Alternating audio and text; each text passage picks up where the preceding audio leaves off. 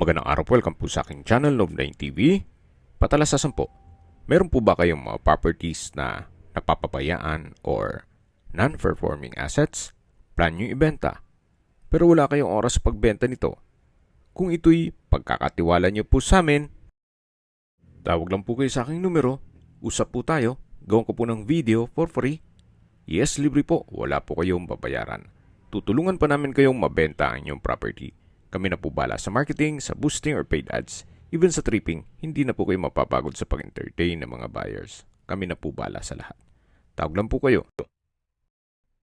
Nandito po tayo ngayon sa Cotswold, isang exclusive subdivision dito po sa loob ng Tagaytay, Midlands. Kumpleto po ang amenities dito. Meron pong golf course, parks and playgrounds, at sa loob po ng community nitong Tagaytay, Highlands at Midlands, meron pong restaurants at clubhouse. Meron din pong 24 hours roving guards at 24 hours emergency and firefighting team. Dito po sa loob ng Tagaytay, Midlands at Highlands ay meron pong sariling source of water. Lahat pong utilities gaya ng cable, internet, telephone line, electrical line at water system ay underground. At mula po Manila, papunta dito sa subdivision ay meron pong access gate sa Batino exit. Kaya hindi na po kayo matatraffic kung manggagaling sa South Luzon Expressway paakyat ng Tagaytay. Mamaya po pag-usapan natin ito sa distance, location at travel time sa dulong parte nitong video. Nandito na po tayo sa lupang binebenta kung saan meron po itong lot area 398 square meters. Patag na patag po ang lupa kaya usable po lahat. Wala pong masasayang. Napakaganda po, napakaliwalas at malamig po ang klima. Kaya napakaganda po nito para sa inyong retirement o bahay bakasyunan. At hindi lang po doon, meron din po itong mountain view. Tanaw na tanaw po yung bundok dun sa gilid kung saan dyan po yung Tagaytay Highlands. At dito naman po sa parting to ay yung Taal Lake at Volcano. At subukan po nating i-zoom ito. Yan po, kitang-kita po siya. At aside from mountain view at lake view, meron din po itong fairway view dito po sa likod ng property. Ang maganda pong disenyo ng bahay dito ay yung glass house. Meron ka ng mountain view dito sa kabilang side, then sa harapan may lake view, at dito naman sa likod ay meron pong fairway view. O dyan na po yung golf course. Yan po yung property line. Then ito pong dalawang puno ay sa labas na yan ng property. Ito pong natatanaw natin na daan ay yan po yung golf course cart path. May mga dumadaan po dyan pag may naglalaro dito sa fairway. Summarize ko lang po sa mga nag-skip ng video. Ito pong property ay nasa Tagaytay Midlands at may lot area 398 square meters. Ito po ay titulado at meron pong club share. Dito po sa harapan ng property ay matatanaw nyo yung lake view at Taal view.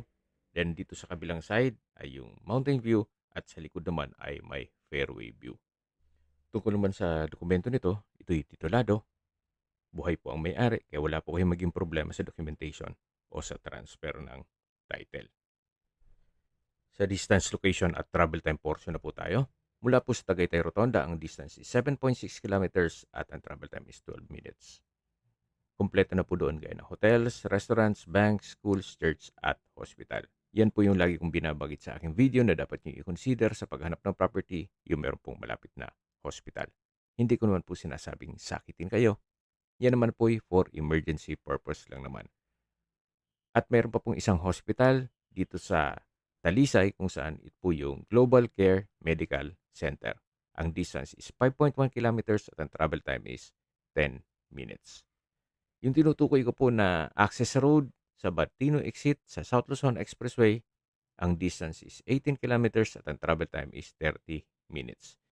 Dahil po dito sa exclusive na gate na ang mga residente lang ng Tagaytay, Midlands at Highlands lang ang pwedeng pumasok at lumabas dito.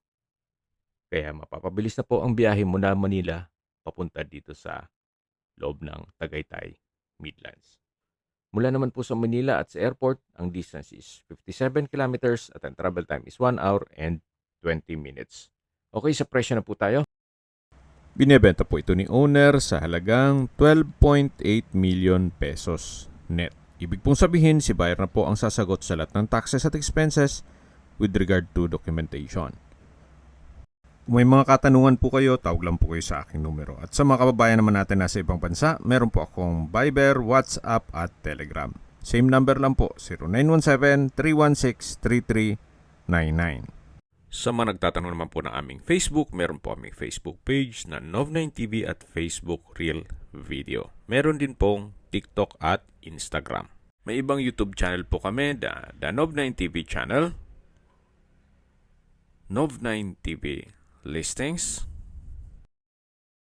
Nov9TV On The Spot, Nov9TV Updates, at Nov9TV House Rental. Sana po naibigyan nyo ang video presentation. Paki-like and subscribe na lang po sa aking channel para ma-update din po kayo sa aking future listings. Kung sakali po hanap nyo yung mas malaking sukat ng lupa, meron din po kami ibang listings na pwede nyong pagpilian. Huwag po kayong mag-atubiling tumawag sa amin.